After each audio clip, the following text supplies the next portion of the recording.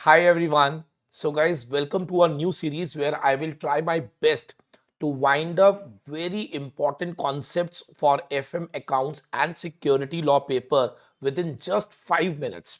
तो 5 मिनट की मेरी एक वीडियो आया करेगी और उस 5 मिनट की वीडियो के अंदर I will try my best कि जो चैप्टर मैं पिक करूंगा उसके सारे इंपॉर्टेंट कॉन्सेप्ट्स मैं आपको लिखवाऊंगा। ठीक है जी। तो आपने डेली बस ये 5 मिनट की मेरी जो वीडियो है ना वो जरूर देखनी है और कोशिश करनी है आपने इस वीडियो को अपने सभी फ्रेंड्स के साथ शेयर करना है because within that 5 minute आप लोगों को बहुत बेनिफिट होगा to understand that particular chapter. ठीक है जी। चलिए, तो आज का जो 5 मिनट मैं लेने जा रहा हूं उसमें we will try to understand the concept of leverage analysis. तो अब समझते हैं लिवरेज एनालिसिस क्या है। देखिए, क्या होता है कि लिवरेज एनालिसिस का जो कॉन्सेप्ट है वो डिराइव किया गया कॉन्सेप्ट ऑफ रिस्क से। तो अगर आपसे कोई पूछता है कि फाइनेंस में कितने तरह के रिस्क होते हैं, तो आप सबको मालूम है कि फाइनेंस में 3 तरह के रिस्क देखे जाते हैं। एक होता है ऑपरेशनल रिस्क, एक होता है फाइनेंशियल रिस्क और एक होता है कंबाइंड रिस्क। अगर कोई आपसे पूछे ऑपरेशनल रिस्क क्या है, तो याद रखिएगा ऑपरेशनल रिस्क कौन लेता है जिसके कॉस्ट स्ट्रक्चर में फिक्स्ड कॉस्ट पाया जाए। अगर आपके कॉस्ट स्ट्रक्चर में एफसी पाया जा रहा है तो that means you are taking operational risk.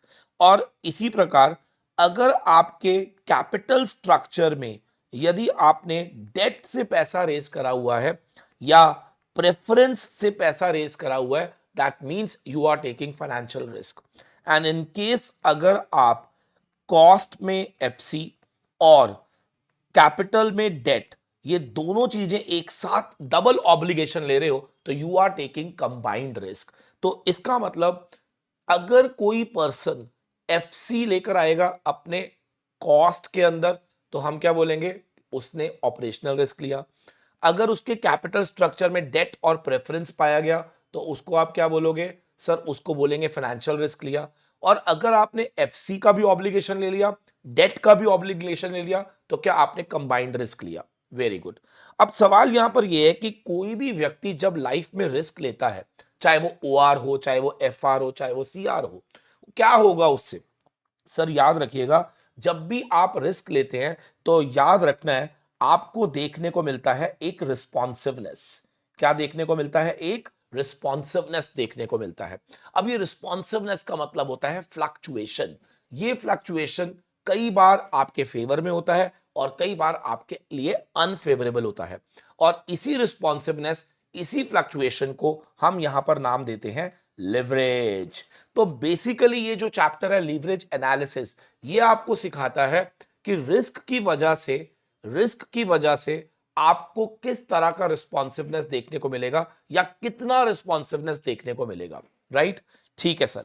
अब होता क्या है, क्योंकि for every risk there is some responsiveness, तो आप मुझे बताओ अगर रिस्क 3 तरह की है तो रिस्पॉन्सिवनेस भी कितने तरह की होंगी, 3 तरह की होगी। कौन बताएगा। ओआर यानी कि ऑपरेटिंग रिस्क के कॉरस्पॉन्डिंग रिस्पॉन्सिवनेस को हम बोलते हैं ओएल, ऑपरेटिंग लीवरेज। एफआर की रिस्पॉन्सिवनेस को बोलते हैं फाइनेंशियल लीवरेज एंड सीआर की रिस्पॉन्सिवनेस को बोलते हैं कंबाइंड लीवरेज। इसका मतलब अगर आपने किसी भी तरह का ऑपरेटिंग रिस्क लिया है तो आपकी जिंदगी में ऑपरेटिंग लीवरेज देखने को मिलेगा। अगर आपने फाइनेंशियल रिस्क लिया है तो आपको फाइनेंशियल लीवरेज देखने को मिलेगा। और अगर आपने कंबाइंड रिस्क लिया है तो आपको कंबाइंड लीवरेज देखने को मिलेगा। अगर आपसे पूछा जाए कि sir how to quantify the leverage, leverage कैसे क्वांटिफाई करते हैं, लीवरेज कैसे क्वांटिफाई करते हैं, तो आपको याद होगा ऑपरेटिंग लीवरेज को कैलकुलेट करने का एक फॉर्मूला होता था, contribution divide by EBIT, contribution upon EBIT. और ऐसे ही फाइनेंशियल लीवरेज को निकालने का एक फॉर्मूला होता था, EBIT upon EBIT minus interest minus PD upon 1 minus tax rate. और कंबाइंड लीवरेज को निकालने का एक फॉर्मूला होता था ओएल इंटू एफ एल, यानी कि जब हम दोनों का कंबाइंड इफेक्ट प्रोडक्ट करते हैं तो हमें क्या मिलता है, कंबाइंड लीवरेज मिलता है। तो इस तरह से हम लोग 3 वैल्यूज कैलकुलेट करते थे लीवरेज की। एक ऑपरेटिंग लीवरेज, एक फाइनेंशियल लीवरेज और एक कंबाइंड लीवरेज। अगर मैं आपसे ये बोलूं कि मेरी इनकम स्टेटमेंट में ओएल 2 टाइम्स है, तो इसका क्या मतलब होगा? मान लो आपने एक वैल्यू निकाली और आपके पास वैल्यू निकल कर आई, ऑपरेटिंग लीवरेज का आंसर निकल कर आया, इसको सॉल्व करने पे लेट्स से 2 टाइम्स। अब क्वेश्चन आ जाता है व्हाट डज इट मीन? तो आपको याद होगा ऑपरेटिंग लीवरेज अगर 2 टाइम्स है तो इसका मतलब होता था that percentage change in EBIT will be twice of percentage change in sales।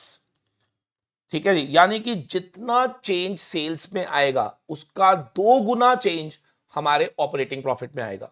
याद रखना ये रिस्पॉन्सिवनेस है, यानी कि हमारा जो चेंज है वो ट्वाइस होगा। अगर ये OL3 होता तो हमारा चेंज 3 गुना हो जाता, अगर OL4 होता तो हमारा चेंज 4 गुना हो जाता, अगर OL की वैल्यू 5 होती तो क्या हमारा चेंज 5 गुना हो जाता। तो इस तरीके से ये रिस्पॉन्सिवनेस को डिनोट करता है। इसी प्रकार अगर कोई आपसे पूछे कि FL की वैल्यू जो कि इस फॉर्मूले से अगर मान लो आपके पास 3 टाइम्स आ जाती है, इसका क्या मतलब है? तो आपने क्या बोलना है that percentage change in EBT and EPS। याद रखना मैंने आपसे बताया हुआ है कि EBT और EPS आपस में इंटरचेंजेबल होते हैं, तो समटाइम्स EBT और sometime EPS will be equal to thrice of percentage change in EBIT। तो अगर मैं EBIT और EPS या EBIT और EBT का रिलेशन फाइंड आउट करना चाहता हूं तो मुझे क्या यूज करना होगा? Financial leverage. अगर मुझे सेल और EBIT का रिलेशन देखना है तो मुझे क्या फाइंड आउट करना होगा? Operating leverage. और इसी तरह से अगर आपको कंबाइंड लीवरेज मान लो दिया हुआ है 6 टाइम्स, तो इसका क्या मतलब था? सर इसके लिए हम परसेंटेज चेंज इन EBT या EPS is equal to 6 times percentage change in sales. I am very sure ये मैं सेशन उन बच्चों के लिए ले रहा हूं जिन्होंने लीवरेज पढ़ा हुआ है और उन्हें ये समझ आ रहा होगा कि ये मैंने क्या लिखवाया है। Thank you very much. मिलते हैं आपसे नेक्स्ट शॉट के अंदर और उस वीडियो में मैं डिस्कस करूंगा concept of one more new chapter. Thank you very much. God bless you all.